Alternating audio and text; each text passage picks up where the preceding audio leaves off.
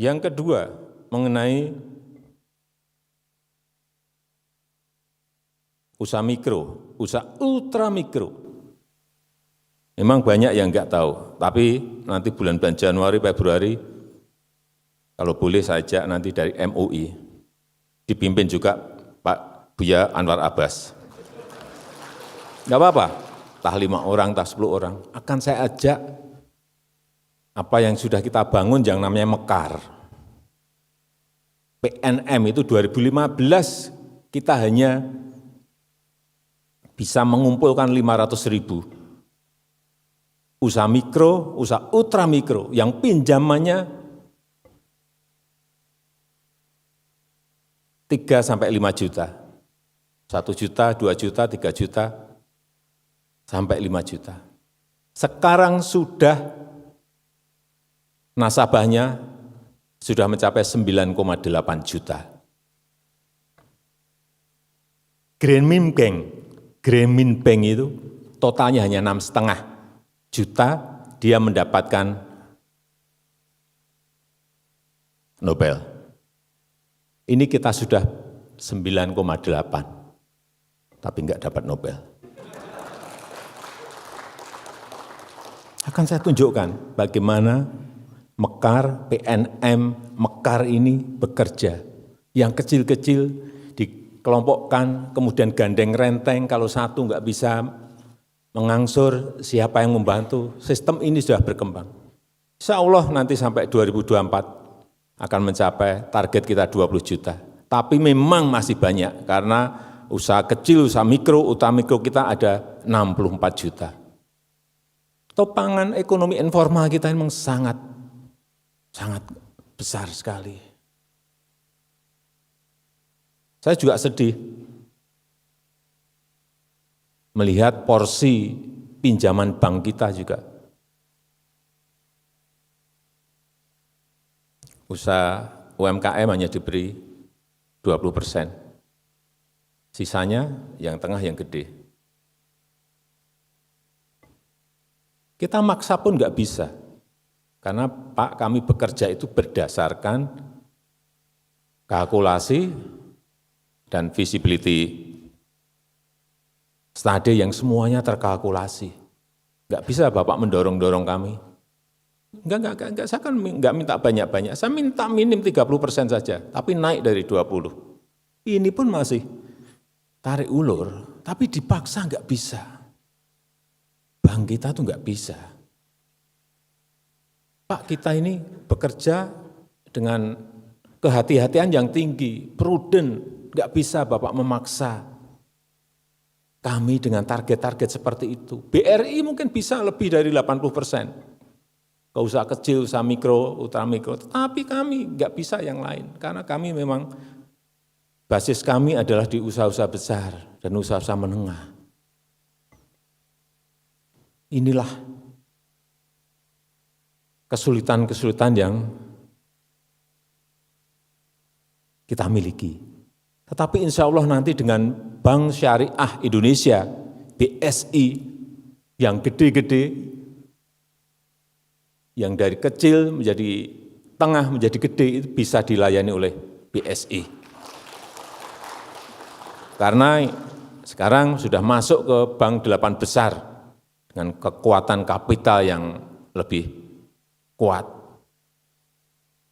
Dan kita harapkan nanti, baik itu berkaitan dengan industri halal, berkaitan dengan pariwisata halal, yang berkaitan dengan produk-produk halal, yang kalau kita lihat pangsanya sangat besar sekali, ini bisa dilayani oleh sebuah bank yang juga gede. Kalau dulu kan hanya melayani yang kecil-kecil.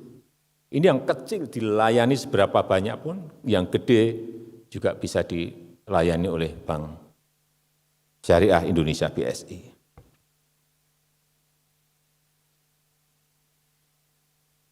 Saya juga senang, ini karena sudah menjawab 2 hal tadi, saya ingin memberikan posisi ekonomi syariah kita yang tahun 2014 itu pada posisi ranking yang ke-9 2020-2021 kita sudah naik menjadi peringkat keempat dunia. Perkiraan saya insya Allah dalam 3-4 tahun ini akan masuk ke 2 atau ke 1. Kalau growth, kalau pertumbuhannya seperti yang kita lihat sekarang, akan cepat sekali. Pasarnya masuk ke semua negara. Inilah saya kira perkembangan ekonomi syariah kita dalam 6-7 tahun ini, dan kita harapkan dengan jumlah penduduk terbesar, jumlah penduduk muslim terbesar di dunia sebesar 87% atau 207 juta jiwa,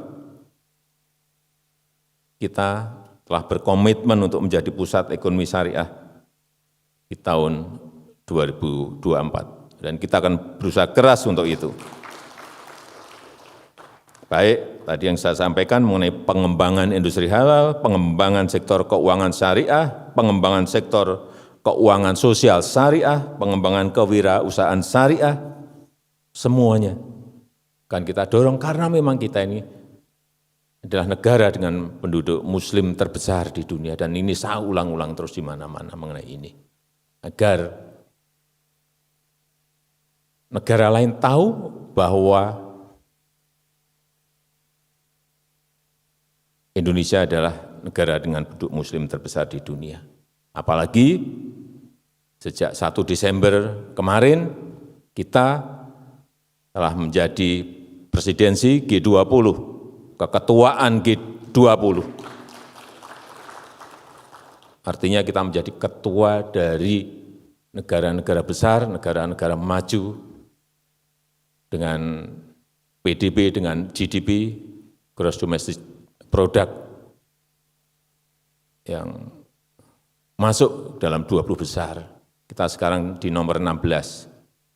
Tapi seperti tadi disampaikan oleh Buya bahwa insya Allah di 2040-2045 memang hitung-hitungan McKinsey, hitung-hitungan dari Bank Dunia, World Bank, dari IMF, memang kita akan masuk ke 4 besar. Tapi itu halangannya juga tidak kecil, tantangannya juga bukan tantangan yang mudah. Ada syarat-syarat kita untuk mencapai ke sana. Sehingga perkiraan PDB kita saat itu di 2040-2045 kurang lebih 23.000 sampai 27.000 income per kapita masyarakat kita. Sebuah angka yang sangat besar sekali tentu saja. Tapi itu butuh kerja keras kita semuanya.